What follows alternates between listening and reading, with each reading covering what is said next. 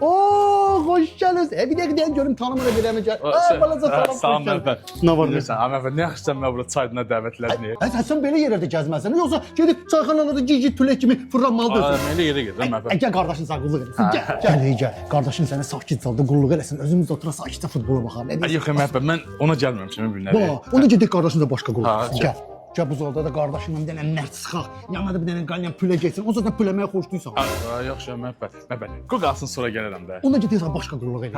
Gəl. Baleza gəl. Gəl bizim premium kabinetlərdə sağ Məhəmməd ayrı tür qulluq eləsin. Buyur. Mən belə qulluqsun ölürəm də. Buna yox demərəm. Sağ ol. Gətir sonsun tək Məhəmməd qulluq eləsin. Balacaya qulluq eləsin. Şansını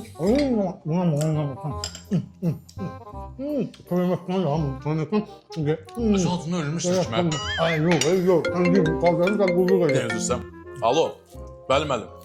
Yaxşı, gəldim. Məhəmməd, mən dururam. Aycan. Çox sağ ol Məhəmməd. Həqiqətən də çaydan o qədər dəstədir. Sən ki mən belə qulluq elədin. Sən kişi adamsan Məhəmməd. Mən həmişə demişəm ki, sən çox şərəfli adamsan Məhəmməd.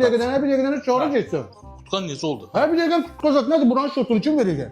Nə şotan Məhəmməd? Bəs mən qonaq çağırmadın ki, gəl sənə qulluq eləyim. Mən sənə dedim qulluq eləməzə demədim mi buranın şotunu verəcək? Mən bəxtdən oranı buranı gəzdirim, sən qulluq elə. Bu qulluq sayılmır. Mən görmə. Şotu gəl görmə qədər. Bir dəqiqə sən qulluq buna deyirsən Məhəmməd. Nə olmalıdır qulluq? Deyirəm mən hesab zad. Nə yatır yəni verirəm. Mən çıxır çöldə 5 dənə bığı buruma iki çavraq görə şotu kim verənə oxşuyur. Get şotu ver ha. Kasıbazmək lazımdır. Çıx bir dəqiqə hamıya dayıcam ki, sən kimi oğlan gəl kasıbları əziz. Get şotu ver. Mərifətin qanatların olsun ha. Yaxşı yox.